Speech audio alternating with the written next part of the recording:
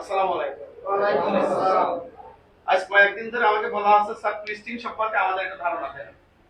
যদিও তোমরা সবাই এখানে কোয়ালিটি ডিপার্টমেন্টের লোক, আমি বাদে, কারণ আমি ছিলাম ইন্ডাস্ট্রিয়াল ইঞ্জিনিয়ার, ওই ডিপার্টমেন্ট থেকে উঠে আসছি।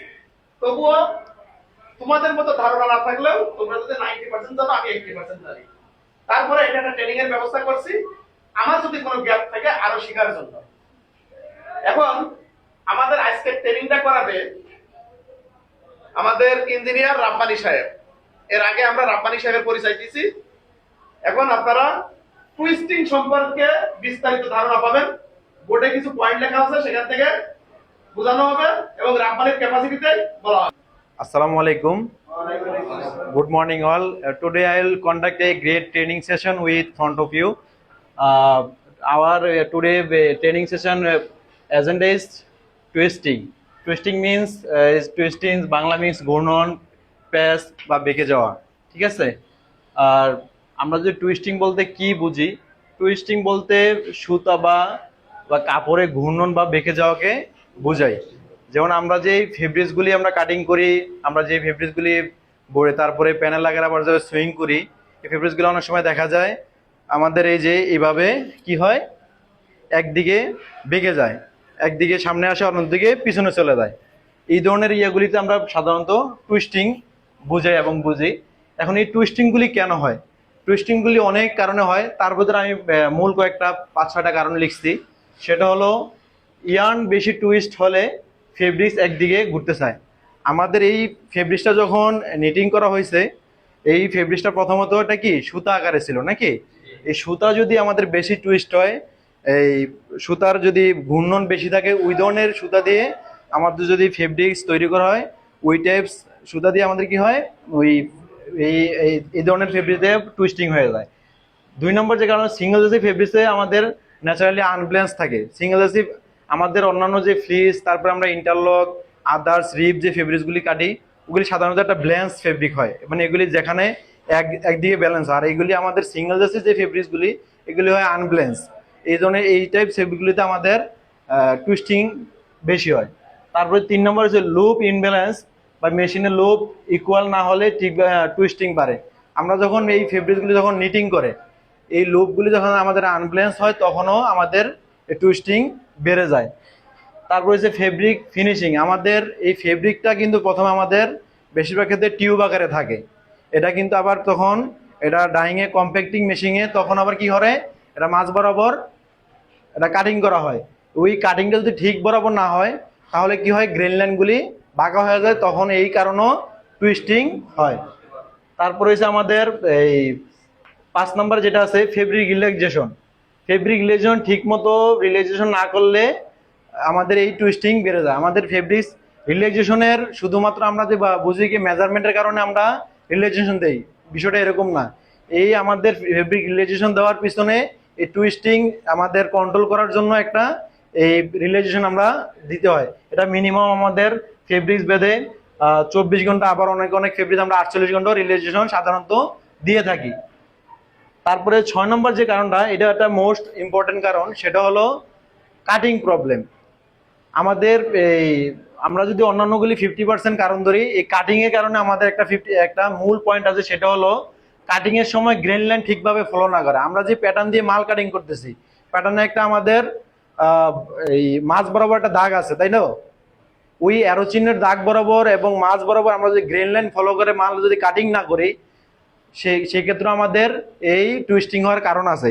এই যে আমাদের সেম কারণটা হয়েছে এই বডিতে, এই কারণটা হয়েছে আমরা দেখতে পাচ্ছি। এই যে এই বডিটা যে টুইস্টিং হয়েছে, এই বডিটা আমাদের কি আমাদের ম্যানুয়াল কাটিং এ আমরা করছি না।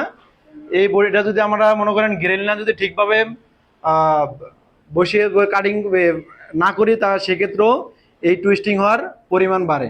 সাধারণত আমাদের স্টেপ ফেব্রিক্স আমরা স্টেপ ফলো করি বেশি, গ্রেন লাইন ফলো করি না। এখন এই স্টেপ এই ফেব্রিকের ক্ষেত্রে আমরা যদি বাকি যে আমরা বিগত যে 5টা পয়েন্ট বলে আসছি, এই 5টা পয়েন্ট যদি ঠিকভাবে ফলো না করে, তাহলে এই স্টেপের ফেব্রিকের ক্ষেত্রেও আমাদের এই টুইস্টিং বাড়বে।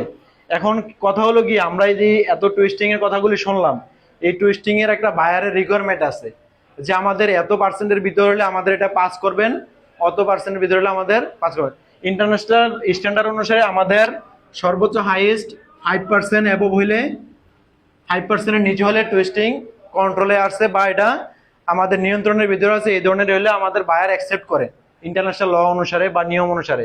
এই 5% যদি ক্রসিং করে তার মানে কি এই ফেব্রিক্স পরার উপযোগী নয়। এই ফেব্রিক্স আমরা যখন পরবো তাহলে একদিকে বেঁকে যাবে, ওয়ান টাইম ওয়াশ করার পরে সেখানে আর এটা ইউজ করা যাবে না, ঠিক আছে? তো সেই জন্য আমরা আমাদের এই যে আমরা ফেব্রিক্সটা তৈরি করছি এবং আমরা এই যে ফেব্রিক্সটা দিয়ে গার্মেন্টস মেক করছি, এখন মেক করবো বা করেছি বা এখন এই ফেব্রিক্সটা যে আমাদের চলবে কিনা বা আমাদের রিকোয়ারমেন্ট অনুসারে আছে কিনা সেটা আমাদের চেক করার জন্য আমাদের একটা ইন্টারন্যাশনাল একটা ফর্মুলা বা ল আছে যে আমরা কিভাবে চেক করবো এটা টুইস্টিংটা ঠিক আছে কিনা। আমাদের প্রথমত আমরা এগুলি টুইস্টিং দুইভাবে চেক করতে পারি। একটা হলো আমরা মনে করেন গার্মেন্টস মেক করেও করতে পারি, মানে একটা দামি গার্মেন্টস, আর দ্বিতীয় আরেকটা চেক করতে পারি কি আমরা এভাবে ওই যে আমরা স্কোয়ার করেও এভাবেও বানিয়ে চেক করতে পারি। সাধারণত আমরা যখন ফেব্রিক ইন্সপেকশন করি বিশেষ করে আমরা এই স্কোয়ার করি, বেশিরভাগ চেক করি। আপনাদের বোঝার সুবিধার্থে আমি একটা নমুনা আঁকছি, সেটা হলো বডির। এই নমুনাটা আমরা আপনাদের বুঝাইছি যে এই যদি মনে করেন কোনো গার্মেন্টসের টুইস্টিং যদি 2 cm হয়, এই সাইড থেকে যদি 2 cm হয় তাহলে এটা আমাদের কিভাবে আমরা ক্যালকুলেশন করব। এখন এটার ফর্মুলা হলো ডিসপ্লেসমেন্ট সিএম ভাগ লেন্থ গুণন 100। এখন এই ডিসপ্লেসমেন্টটা কি? ডিসপ্লেসমেন্টটা হলো আমরা এই যে এখানে দেখাইছি, দেখেন এটা হচ্ছে আমাদের বর্ডার লাইন, ঠিক আছে? এই লাইন থেকে কতটুকু সরে আসছে আমাদের, এই যে আমরা বডিতেও কিন্তু দেখাইছিলাম, এই যে দেখেন এই যে বডি থেকেও কিন্তু দেখাইছিলাম, এই যে এটা আমাদের সাইড আমরা যদি সাধারণত ধরে এটা কোথায়, এখানে না, কিন্তু এটা এই সাইড কোথায় চলে আসছে, এখানে চলে আসছে, মানে এটা এই 2 cm এদিকে চলে আসছে এবং এই 2 cmটা আবার ঘুরে এটা আবার পিছনের দিকে চলে গেছে।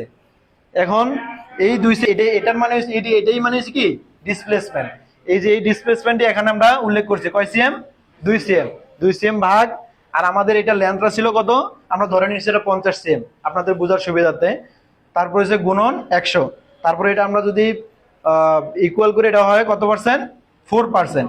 তার মানে কি এটাটা আমাদের বাইরের রিকোয়ারমেন্টের ভিতরে আছে। আমি তারপরে আপনাদেরকে ইকুয়ালটা বুঝে দেখাই।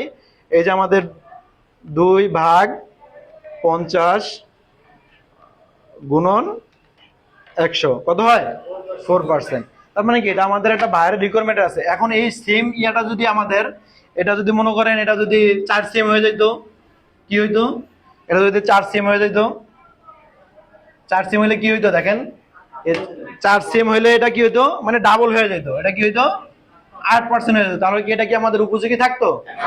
তাহলে কি এটা কি আমাদের রিজেক্ট হয়ে যেত। এই ধরনের ফেব্রিক্স দিয়ে আমাদের কাটিং করলেও চলবে না, এই ধরনের ফেব্রিক্স আমরা শিপমেন্টও করতে পারবো না। এই ধরনের ফেব্রিক্স কি হবে, আমাদের প্রোডাক্ট তারপরে রিজেক্ট হয়ে যাবে।